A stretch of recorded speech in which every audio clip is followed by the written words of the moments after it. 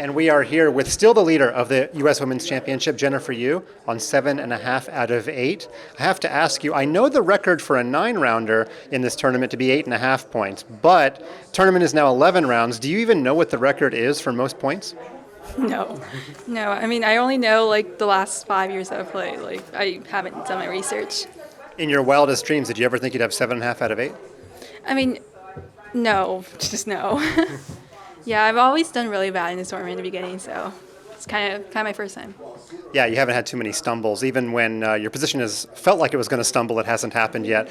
Going back to yesterday's game, were you surprised that Sabina eschewed the perpetual and let you continue playing, even though you were the exchange down, you had those connected pass pawns?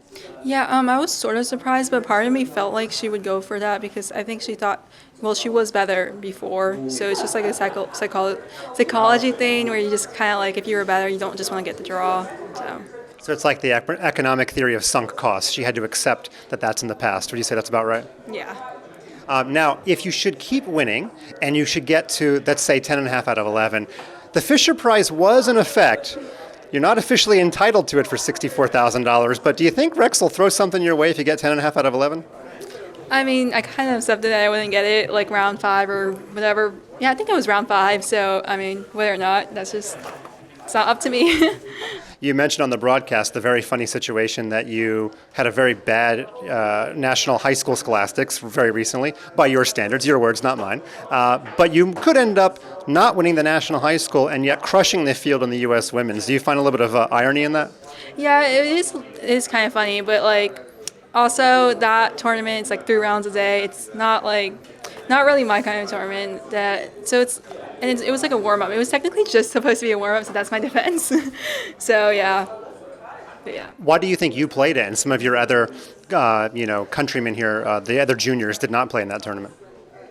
Why I think I played in. Yeah, like why did you specifically play that tournament, even though it's, got all of the trappings of a different experience of the U.S. Women's Championship? Oh, it was just for warm up, like 100%. Like I didn't go in expecting I would win. I mean, it was a really tough national high school too. There were like GMs, a couple IMs. Do you think, though, playing 3 rounds in one day could help you in a situation like if you went to a playoff in the U.S. Women's Championship and you have to play a bunch of rapid games? Could you see being more experienced and a longer chess day helping you? Yeah, definitely. Because, I mean, most tournaments I play, it's like 2 rounds a day. So it's just that 3 rounds a day, and like the time control, there was no sudden death, no increment. It was just, once I came here, like once I got the increment, it's just like, it felt like a luxury basically because having so much extra time. And finally, a question that a lot of U.S. women's chess fans have on their mind is, all of these juniors, you're clearly kind of rising above the rest with the Olympiad performance and this one so far. How much is chess going to play a part in your career after graduation from high school?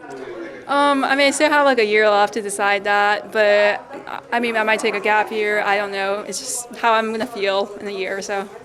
And no matter where you go into college, I want everybody to know that you earned it, unlike some famous celebrities. Yeah, I mean, I spend a lot of time studying instead of doing chess, so like, I hope I can do a good college. I'm sure the various admissions board will recognize that. Thanks for your time, Jennifer Yu. Thank you.